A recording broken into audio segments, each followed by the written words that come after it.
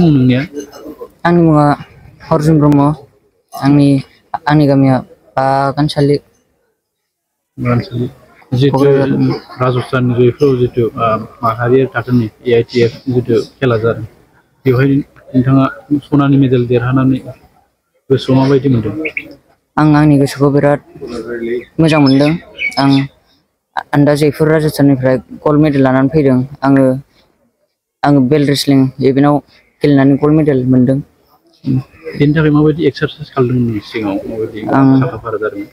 आं बिराद बिदिनो जोंनि क्लाबाव जों गासिबो बिदिनो प्रेक्टिस खालामदोंमोन। ओमफ्राय प्रेक्टिस खालामनायाव जों थांदोंमोन। ओमफ्राय बबे क्लाबाव नोंथाङा प्रेक्टिस खालामदोंमोन? जोंना क्लाबाथ' काराटेमोन आरो रेसलिं गेलेयोमोन बिदि। जितु सनानि मेडेल देरहानानै फैबाय न'खरनिफ्राय बे खेला गेलेनायाव नोंखौ माबायदि मदद होदोंमोन? आंनि आइ आफाया आंखौ बिराद मदद होदोंमोन बे गेम गेलेनायाव, बे इभेन्ट गेलेनायाव।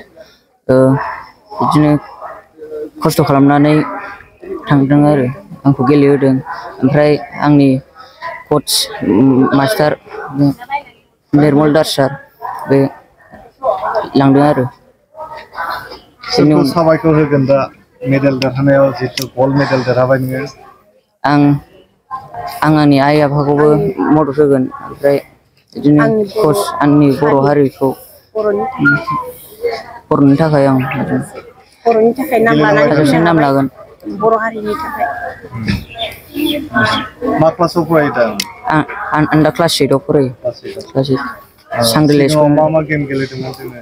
सिगाङाव आङो दिल्लीयाव थांदोंमोन, दिल्ली, ओमफ्राय देहरादुन उत्तराखन्ड, ओमफ्राय दा जयपुर राजस्थानाव गल्ड मेडेल मोनबोदों। इयुनाव मा थांखि लादों नोङो? आङो इयुनाव दा अलिम्पिक गेम सिमां जादों। दा सेलेक्सन आं बिदिनो जानानै दं। अलिम्पिकआव रासिया थांगोन। खोब मोजां बिदिब्लाथ'। बेनि थाखाय आरोबाव साबसिन प्रेक्टिस खालामनो गोनांथि दं। जोबथानायाव माबायदि कचारा नोंथांखौ फोरोंथाय होयो? कचारा बिदिनो मोजांखौनो फोरोङो आरो खस्थ' खालामहोयो। बेसे गोबावसिम नोंथाङा बेबायदि गेलेजेननायनिफ्राय 2 इयार्ससो जाबायगोनदां। 2023 नभेम्बरनिफ्राय लादों आं। হয়, নমস্কাৰ। মই প্ৰথমে সকলো অসমবাসী তথা বড়োলেণ্ডবাসী ৰাইজলৈ আন্তৰিক শুভেচ্ছা জ্ঞাপন কৰিছোঁ। আমি অসম টীমে যোৱা 1 মে'ৰ পৰা 4 মে'লৈ অনুষ্ঠিত হোৱা AITWPF federation cup belt wrestling চেম্পিয়নশ্বিপত আমি অসম দলে 12জনীয়া দল আৰু 2জন কোচ মিলি 14জন আমি পাৰ্টিচিপেট কৰিছিলোঁ।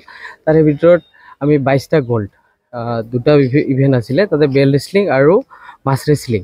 তাৰে ভিতৰত আমাৰ 9টা গ'ল্ড, 7টা চিলভাৰ, 6টা ব্ৰঞ্জ পাবলৈ আমি সক্ষম হৈছোঁ। তাৰে ভিতৰত আমাৰ BTADৰ পৰা বিশেষকৈ এটা ভাল খবৰ আছিলে যে আমাৰ ওদালগুৰি ডিষ্ট্ৰিক্টৰ পৰা এজন ছোৱালীয়ে অহা 21 মে'ৰ পৰা 26 মে'লৈ অনুষ্ঠিত হ'ব লগা এছিয়ান চেম্পিয়নশ্বিপত চিলেকশ্যন হৈছে। আৰু আমাৰ কোকৰাঝাৰৰ অৰ্জুন বৰ্ম তেওঁ গ'ল্ড পাবলৈ সক্ষম হ'লে। আৰু ৰক্তিম ৰয় তাই এটা চিলভাৰ, এটা ব্ৰঞ্জ, ইয়াছমিন তাই ব্ৰঞ্জ এটা পাবলৈ সক্ষম হৈছে। আমাৰ নৱোদয় ৰয় তেখেতে এটা ব্ৰঞ্জ পাবলৈ সক্ষম হৈছে। আৰু মই সকলো খেলুৱৈকে আন্তৰিক শুভেচ্ছা তথা সকলো গাৰ্জিয়ানকে শুভেচ্ছা জনাইছোঁ। ইমান কষ্টৰ মাজেৰে খেলুৱৈসকলক আমাক পঠাবলৈ সিহঁতে কষ্ট কৰি পঠালে আৰু সিহঁতে আজি এই পদকটো আজৰি আনিবলৈ বুটলিবলৈ সক্ষম হ'লে। তাৰ কাৰণে মই অসম চৰকাৰ তথা বড়োলেণ্ড চৰকাৰক এটাই আহ্বান জনাম যে আগন্তুক দিনত আমাৰ অসমৰ পৰা 3জন ল'ৰা ছোৱালীয়ে এছিয়ান চেম্পিয়নশ্বিপত যাব। তেখেতসকলক যাতে যাবলৈ যিখিনি সা সুবিধা আছে অলপ আৰ্থিকভাৱে সাহাৰ্য কৰে, তাৰ কাৰণে মই আবেদন জনাম। আৰু আশা কৰিছোঁ আগলৈকে বেল্ট ৰেচলিঙত বড়োলেণ্ডৰ পৰা ভাল খেলুৱৈ ওলাব, তাকে মই কামনা কৰিছোঁ। টোটেল 12জন ল'ৰা ছোৱালী আছিলে। তাৰে ভিতৰত 9টা গ'ল্ড, 7টা চিলভাৰ আৰু 6টা ব্ৰঞ্জ পালে। 2টা ইভেণ্ট আছিলে, এটা বেল্ট ৰেচলিং আৰু মাছ ৰেচলিং। তো আমাৰ BTADৰ পৰা টোটেল 6টা গ'ল্ড, 2টা চিলভাৰ, 2টা চিলভাৰ 3টা ব্ৰঞ্জ পাবলৈ BTADৰ পৰা। কম্পিটিশ্যন কেনেকুৱা আছিল?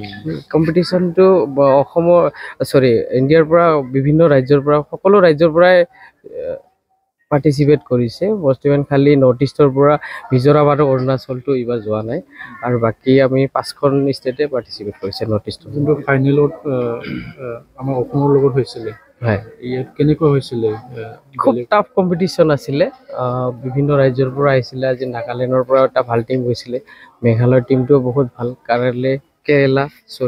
কৰ্ণাটক, মহাৰাষ্ট্ৰ সকলো টিমবিলাক বহুত টাফ প্লেয়াৰ আছে। আমি নতুনকৈ বেল্ট ৰেচলিঙত অন্তৰ্ভুক্ত হৈছে।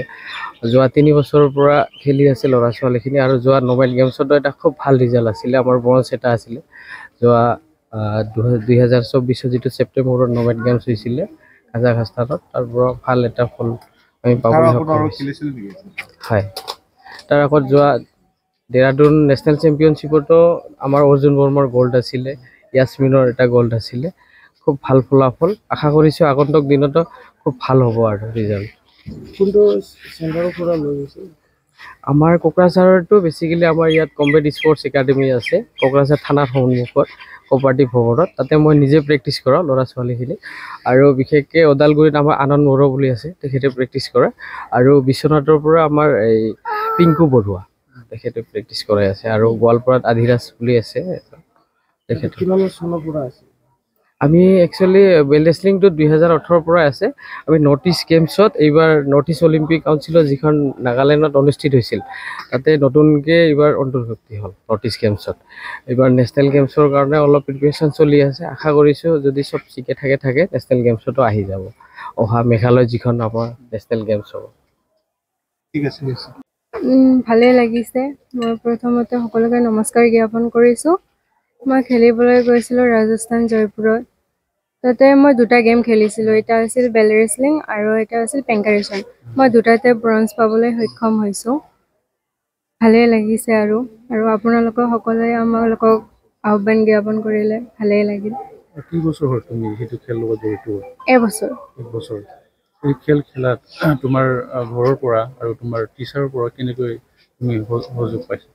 মোৰ মা দেউতা মোক বহুত ছাপোৰ্ট কৰিছিল, আৰু ছাৰৰ কাৰণে মই আজি ইমান দূৰ যাবলৈ পাৰিছোঁ। ছাৰকো ধন্যবাদ জ্ঞাপন কৰিছোঁ, মোৰ মা দেউতালৈও ধন্যবাদ জ্ঞাপন কৰিছোঁ, আৰু যাতে আগন্তুক দিনবিলাকতো এনেকৈ লগত থাকে এইখিনি মই আশা কৰিছোঁ। তোমাৰ গাঁৱৰ নাম? মোৰ গাঁৱৰ নাম কৈমাৰী হয়, মই ধুবুৰী ডিষ্ট্ৰিক্টৰ পৰা হয়। ভৱিষ্যতত কেনেকৈ আগবাঢ়িব বিচাৰা খেলৰ লগত?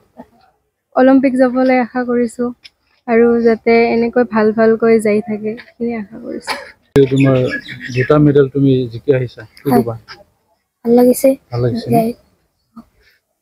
আগতে ক'ৰবাত খেলিছিলা নেকি তেনেকৈ ষ্টেট লেভেল? এইটো প্ৰথম তোমাৰ? কিমান বছৰ হ'ল তুমি এইটো খেলৰ লগত? 3 মাহ। 3 মাহত তুমি 2টা মেডেল জিকি আহিছা ন? কি মেডেল জিকি আহিছা? ব্ৰঞ্জ আৰু চিলভাৰ। ভালে লাগিছে। আগতে ক'ৰবাত খেলিছিলে নেকি এনে ষ্টেট লেভেল বা? দেৰাদুনত গৈছোঁ। ইয়াত কি মেডেল ল'বলৈ সক্ষম? তাতেও ব্ৰঞ্জ আছিল। তোমাৰ এই খেলাত মানে তোমাৰ ঘৰৰ পৰা কেনেকৈ তোমাক পাইছে, মানে সহযোগিতা পাইছে ঘৰৰ পৰা? ভালে পাইছে।